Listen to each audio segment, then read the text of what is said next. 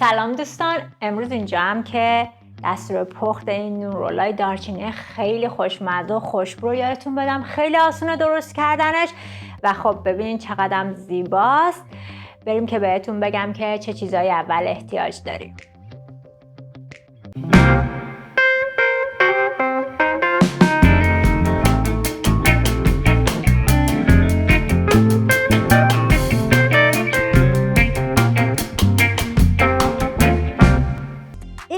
رول دارچینایی که من میخوام برای شما درست کنم یکم با اون رولای حلزونی شکلی که تو مغازه ها میفروشن فرق داره. اونا یکم بافت نرمی داره، آیسینگ روش با پنیر درست میشه، ولی این چیزی که من میخوام امروز بهتون یاد بدم خیلی خوشمزه است، یکم هم روش کریسپیه. حالا بریم ببینیم که برای درست کردنش به چه چیزایی احتیاج داریم.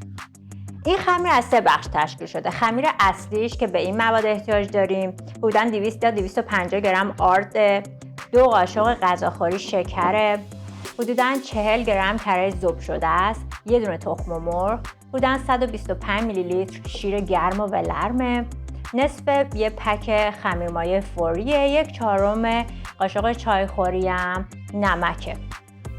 ما اول باید خمیرمون رو آماده کنیم، بذاریم استراحت کنه و برای داخل این خمیر ما به یه سری متریال دیگه احتیاج داریم که حدوداً 8 قاشق غذاخوری شکر قهوه‌ای، 1 قاشق پر غذاخوری دارچینه و حدوداً 100 گرم کره که باید تو دمای اتاق قرار بگیره که نرم بشه. این داخل خمیر قرار میگیره و برای آیسینگ روشم من چیزی که درست میکنم با 3 تا قاشق غذاخوری پودر شکر، 1 بسته وانیل شکری، 1 دونه از اون پک‌ها و 1 کم هم شیر خنکه. حالا بریم با هم دیگه این خوشمزه ها رو درست کنیم و از خوردنش لذت ببریم.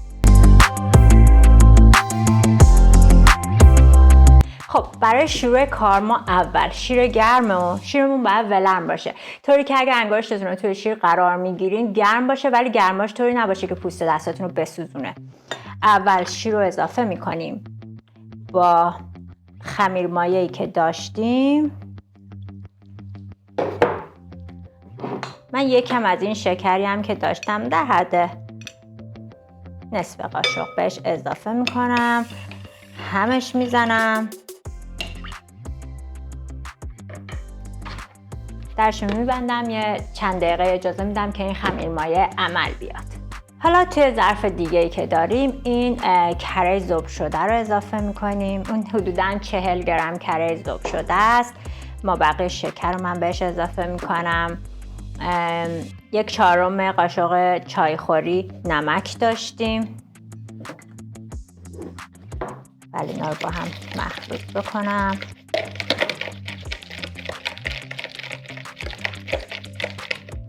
تخم مرغ،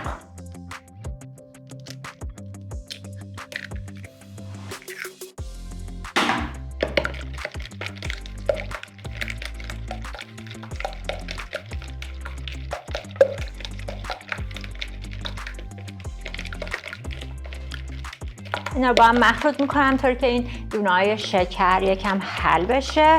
بعد اون خمیر مایه‌مون که به عمل میاد یه چند دقیقه دیگه بهش اضافه میکنم.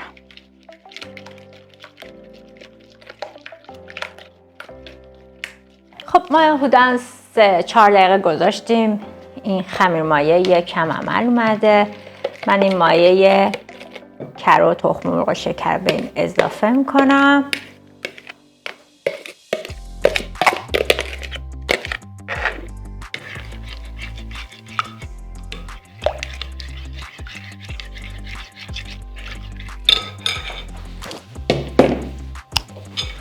یکم با هم مخلوط کنیم.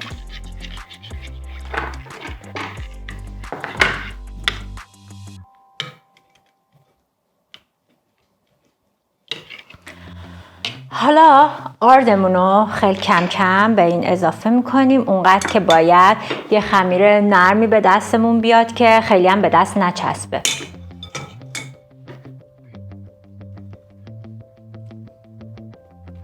من آرد همینجور که میریزم الکشم میکنم.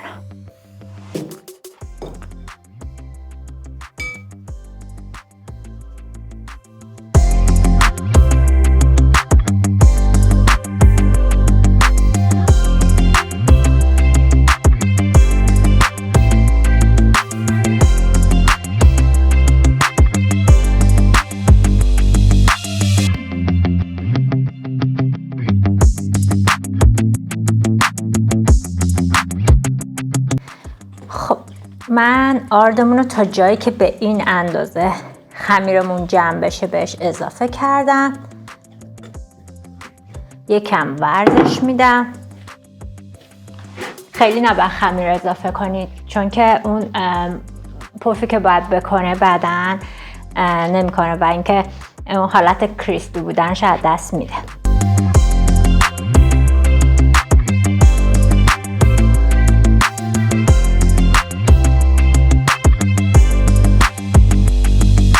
این خمیر به خاطر کره‌ای که داخلش داره خیلی خمیر نرمی هستش. اگر که بخواین از کره مارگارین یا کره گیاهی هم میتونید استفاده کنید، هیچ فرقی نمیکنه با همین میزانی که گفتم.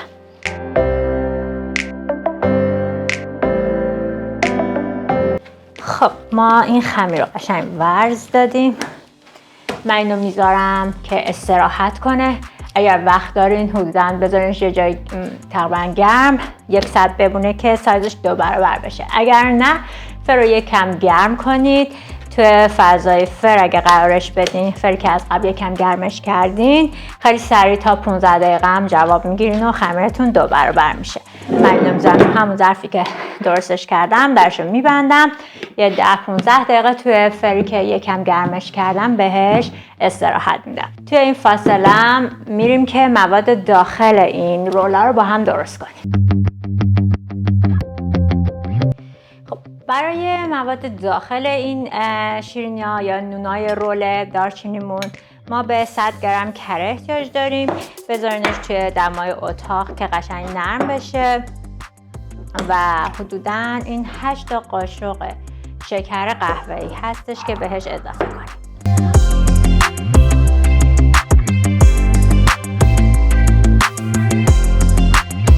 خب من کره و شکر رو با هم دیگه با 1 قاشق پر غذاخوری دارچین اونقدر با هم دیگه هم میذارم و نرمشون میکنم که یه حالت خمیری بهمون بده. خب این کره و شکر و دارچین رو با هم دیگه قشنگ مخلوط کردیم و به صورت یه خمیر قشنگ نرمی در اومده. تو این فاصله هم خمیری که درست کرده بودیم حجمش 2 برابر شده و الان وقتشه که درستش کنیم و این مایه رو درونش قرار بدیم. خب خمیرمونه همجور که میبینین قشنگ پف کرد و حجمش 2 برابر شده.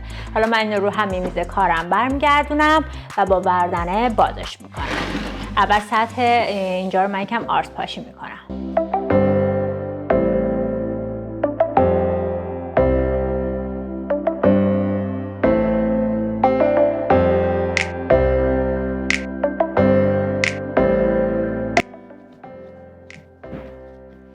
ما این خمیر رو باید به صورت یه مستطیل قشنگ پهنش کنیم. من بعد با دست یکم بهش فرم میدم.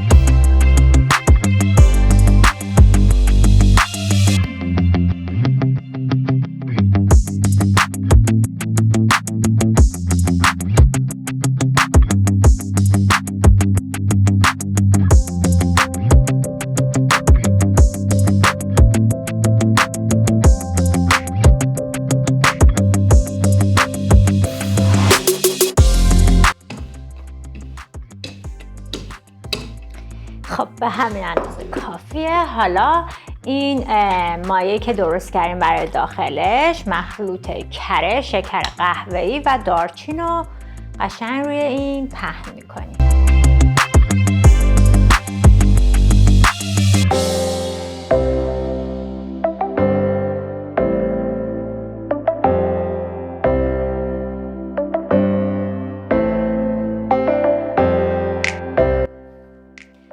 وقتی که کاملا اینو پهن کردیم حالا خمیر رو من تا میکنم. اگر خواستین توی این مرحله میتونید رولش کنید و رولا رو کاملا کات کنید و به صورت حلزونی باشه، ولی من دوست دارم یه حالت پیچی بهش بدم و دوست دارم که اون شکلی باشه. حالا الان بهتون نشون میدم.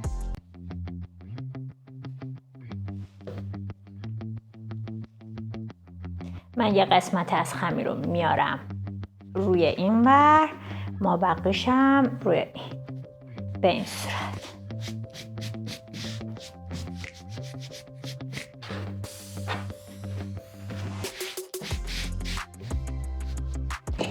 یه کمی بازش میکنم.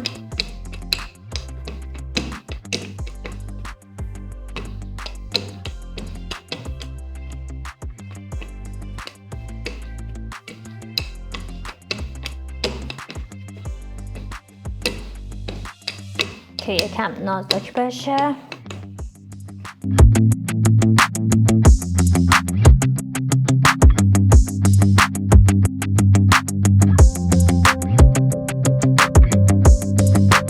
خب ما این خمیر رو با هم بازش کردیم. حالا یکم یه سینی آماده میکنم، توش یه دونه کاغذ روغنی گذاشتم و من اول گوشه های این خمیر رو ما صاف بکنم.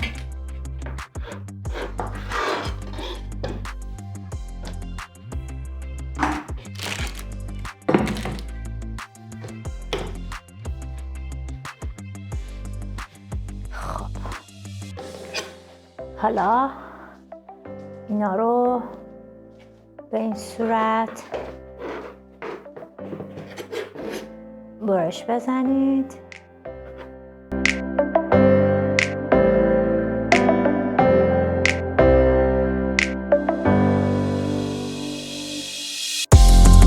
اینا رو به این صورت به صورت نواری برش زدم. حالا من این وسط‌تر نشون میدم یکیشو.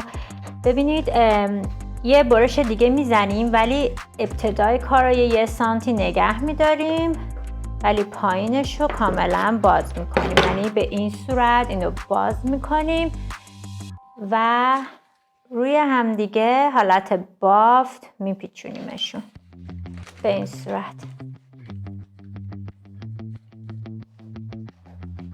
به این صورت بپیچونید و توی سینی فر طوری قرار بدین که زیر اینو قشنگ قسمت اول این خمیر رو با تهش رو زیر این نون جوری قایم کنین، چون اینا که وقتی پف میکنن از هم باز میشن، بر همین سر ته این رولو باید زیر این خمیر در واقع پیچ بدین.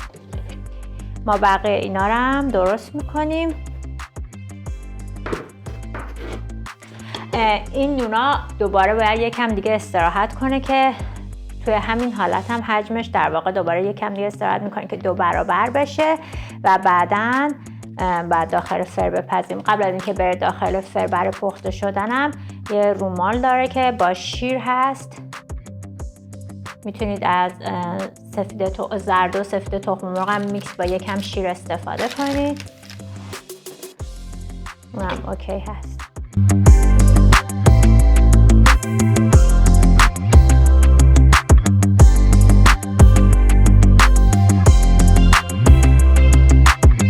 ما همه این نون رول دارچینی ها رو پیچیدیم. حدوداً اون مقداری که به شما توی دستورش داده بودم 12 تا دونه از این نون رولا بهمون داد که من فکر می‌کنم خب خیلی خوبه.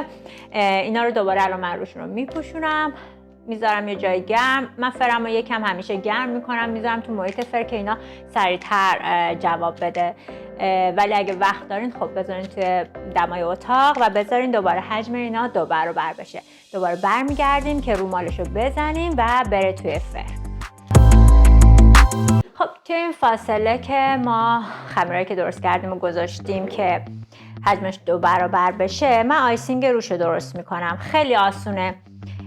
پودر شکر احتیاج داریم. من اینجا 3 تا قاشق غذاخوری پودر شکر دارم. یه بسته پودر از این وانیلای شکری هست، بهش اضافه میکنم.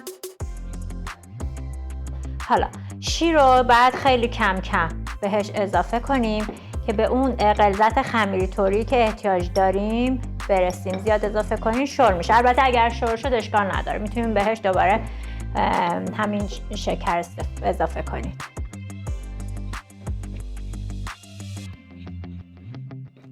ببینید چقدر سریع من فقط چند تا قاشق چایخوری شیر به شکر اضافه کردم و بلافاصله یه مایه رقیق داره بهم میده.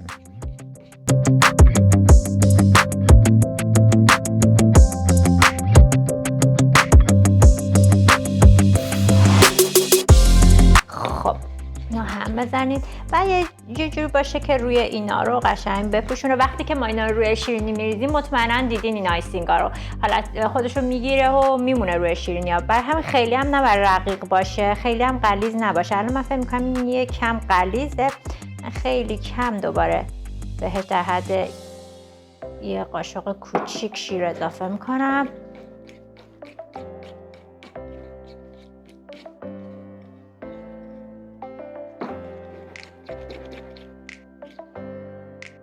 اوکی، به همین غلظت کافیه. نگاه کنید.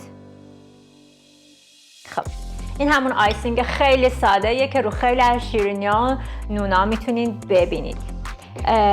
این آیسینگی که الان من دارم استفاده میکنم با آیسینگی که روی بعضی از اون نون رول دارچینیاست فرق میکنه. اونو با معمولا پنیر درست میکنن و خامه. من رسیپی اونو میخوام به صورت وگن یاد بدم برای شما که حالا بعداً میذارمش توی پیجم.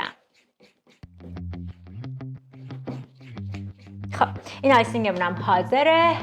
بریم که نونامون اگر که سایزش بیشتر شده 2 برابر شده بیاریم که رومالشو بزنیم. خب اینا یکم استراحت کردن، یکم حجمشون بیشتر شده. من یه زرده تخم مرغ رو با یکم شیر مخلوط میکنم. این رومالی که من دارم میزنم بچه‌ها دل بخواهیه، نزدینم نزدین، ولی من دوست دارم که روی اینا یکم طلایی برشته بشه، برای همین از این استفاده میکنم.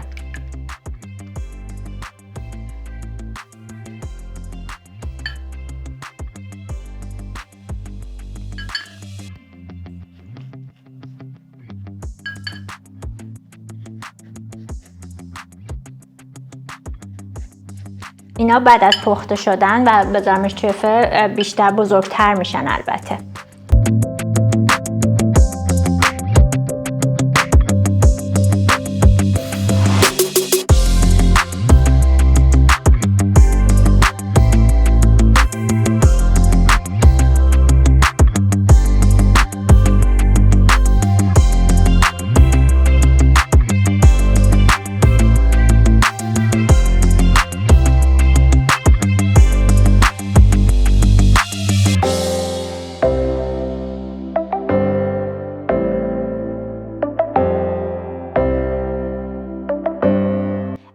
من این پورشنی که برای شما گفتم به من 12 تا از این رولا داده و پیج من چون بر اساس رسیپی های اکونومی هستش، اینجور براتون باید بگم که برای من حدود $1.5 متریالش تموم شده. حالا شما تو هر کشور دیگه ای که هستین بر اساس حالا اون کشور من نمیدونم چقدر براتون تموم میشه، ولی به نظرم که اینا بسیار رسیپی اکونومی هستش و خب میتونید از خوردنش هم لذت ببرید چون بسیار تیستی هم. من اینا رومال کردم. درجه فرتون رو روی 180 درجه سانتیگراد از قبل گرم کنید و حدوداً 20 دقیقه اینا زمان میبره که توی فر پخته بشن و روشون طلایی بشه. حالا من اینا رو بزنم توی فر و برای سروینگش دوباره برمیگردم.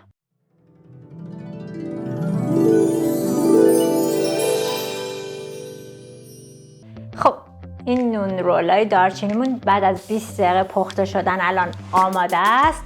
من اول اینا رو برمیگردونم توی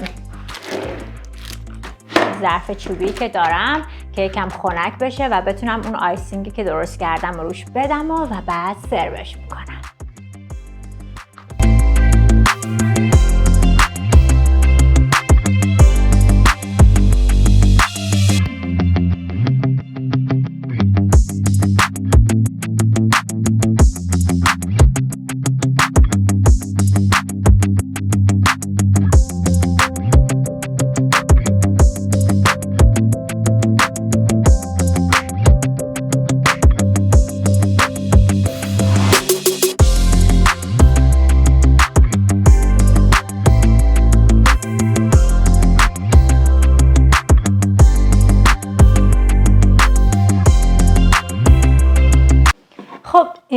رول دارچینی خیلی خوشمزه‌مون حاضر شده کنار یه چای خیلی خوشمزه یا یه قهوه خیلی خوب. بسیار بسیار دلپذیره. امیدوارم که از این رسیپی خوشتون اومده باشه. اگر از این برنامه راضی بودین، دوست داشتین، خوشحال میشم که توی کانال من سابسکرایب کنید و خب منو تشویق کنین برای درست کردن رسیپی های بیشتر. تا برنامه بعد و رسیپی دیگه، خدا نگهدار.